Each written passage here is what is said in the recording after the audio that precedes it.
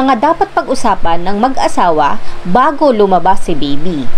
Number 1, duties. Nako, importante to. Dahil mostly, kapag may baby na, ito yung madalas na pag-awayan ng mag-asawa. Dahil nagkakasilipan sila sa mga trabaho sa pag-aalaga sa baby. So, kailangan delegate the task. Like for example, sino yung magpapalit ng diaper? Sino yung magpapadede? Kung breastfeed, syempre si mother. Pero kung may mga milk stash na si mother na naiipon sa ref, pwede rin naman si daddy ang magpadede, di ba? Next is kung sino ang magpapaburp, lalo na sa madaling araw. Minsan kasi, si nanay na nga ang nagpadede, si nanay pa rin ba ang magpapaburp? Minsan kasi ang pagpapaburp sa isang sanggol ay umaabot ng 2 hours pero hindi pa rin nagbe-burp. Nangyayari yun. So, hatiin nyo yung task. Kung sino ang magpapadede, iba naman ang magpapaburp para makabawi ng tulog kung sino yung nagpadede.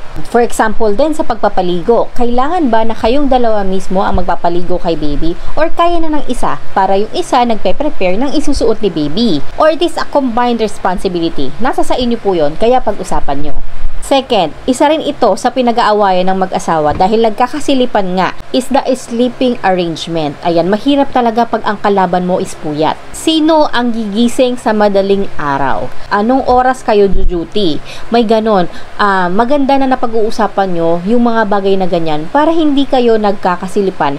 Ayan, natulog lang yan magdamag. Ako naka 2 hours lang ako natulog. Siya naka 4 hours. Yung mga ganon, yun yung mga instances na nasisilip nyo talaga yung haba ng tulog ng partner nyo. Lalo na kung kayo ay napuyat talaga buong magdamag. Another thing din na pinag-uusapan dito sa sleeping arrangement, kayo ba ay gagamit ng crib or co-sleeping lang kayo or yung katabi nyo si baby? Pag-usapan nyo din kung sino yung unang matutulog at magbabantay kay baby.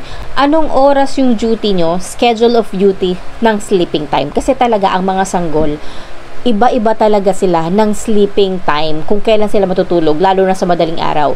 Minsan ang mga yan, natutulog lang ng 2 hours, gising na naman. Paano kung yung gising nila is 3 a.m. in the morning, 'di ba? So, mahirap talaga, kaya kailangan mapag-usapan nyo yan. Kasama rin sa napag-uusapan kung kayo ba ay magpapa-breastfeed or magta-try kayo ng formula milk. Mahalaga na napag-uusapan nyo yan para at least ready kayo emotionally at saka financially. Dahil ang pagpapa-breastfeed ay hindi lang yan basta-basta. Kailangan mo ng dedication para ma-push through ang breastfeeding. And sa experience ko, hindi lang mother ang magsasacrifice para ma-push ang breastfeeding. Kasama ding dapat sumusuporta sa breastfeeding journey mo ay ang iyong asawa. Kaya kailangan mapag-usapan nyo kung ipupush nyo ba ang breastfeeding or magpo-formula milk kayo. Number 4, how you will divide the housework.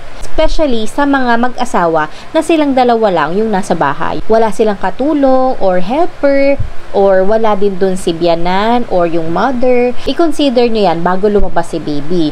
Kung sino yung magluluto, sino yung maglalaba, sino yung maghuhugas ng pinggan, tuwing kailan kayo maglalaba, tuwing kailan kayo magmamalengke, yung mga ganyan. Kailangan mapag-usapan yon para hindi nyo na pag-aawayan. Another thing is, kayo ba ay gagamit ng disposable diaper para environmental friendly at para makatipid din kayo? Or gusto nyong i-push ang disposable diaper para mabilis magpalit?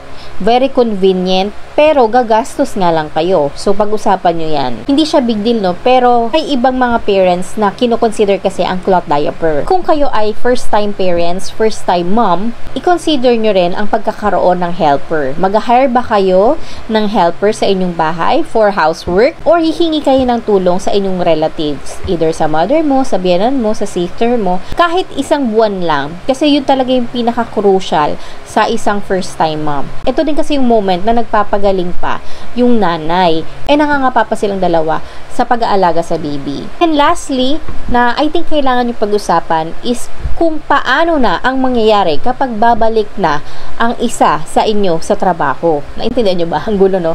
O paano kung babalik na si daddy sa work? Paano kung babalik na si mommy sa work? Paano na si baby? Paano na yung magiging sistema nyo? Paano na yung routine nyo? Kanino nyo ipapaalaga si baby? Kasi usually, di ba, ang maternity leave is 3 months lang. So, after nun, mag-work ka na. O, paano na yon? Paano na si baby? Paano na yung puyatan serye? Kung ikaw man ay breastfeeding, paano mo siya ipupush? Magpapump ka ba sa work? Or, yun, yung mga ganon. Kailangan nyo mapag-usapan yan para bago pa lumabas si baby, is planado nyo na ang lahat. Para sa mga first time mom, first time parents, I hope this video helps you para magkaroon kayo ng idea bago man lang lumabas si baby. So, thank you for watching.